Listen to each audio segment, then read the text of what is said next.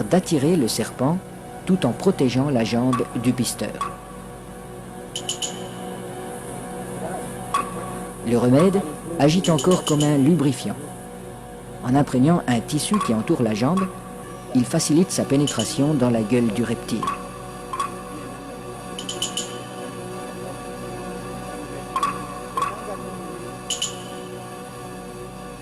La jambe à pas restera en principe intacte, car le python avale simplement cette proie qui vient à lui.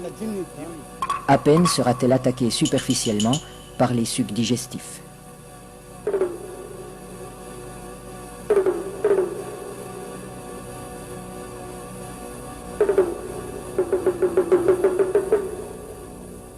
Cette chasse n'est pas sans risque. Un python particulièrement puissant pourrait entraîner l'homme dans son repère. La jambe restée à l'extérieur limite ce danger, mais le pisteur court le risque d'être désarticulé.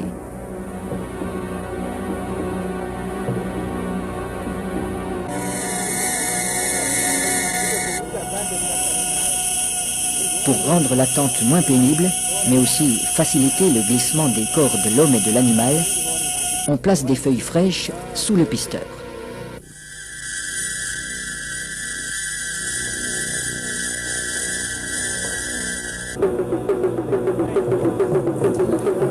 Sa jambe est déjà avalée au-delà du genou quand il commande qu'on le tire en arrière.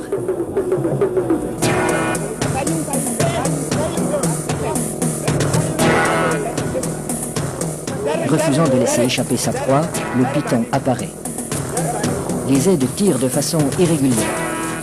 Il secoue le python pour l'empêcher de trouver un point d'appui. Le pisteur relève son pied à angle droit pour ferrer le serpent, à la manière d'un hameçon.